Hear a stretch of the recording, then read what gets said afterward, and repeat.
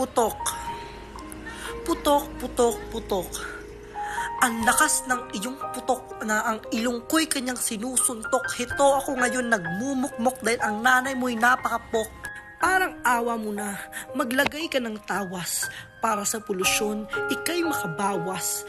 Ang baho-baho kumakalat, hindi ako makaiwas. Parang sigarilyo ni Judas, charit. Ang lakas ng putok mo ay dapat kinokontrol para hindi na lumala at humantong pa sa baktol, charis. Ang kailangan lang namin ay iyong kalinisan. Kung hindi ka susunod, ikaw ay lumisan. Kaya sumunod na lamang at wag nang lumaban. Kung ayaw mong sakalin kita ng duyan, charis. Mas okay na yung mapanghing kifi kesa sa mabahong kilikili. Hindi ko nasasayangin ang oras ko. Kaya maglinis ka ng putok mo.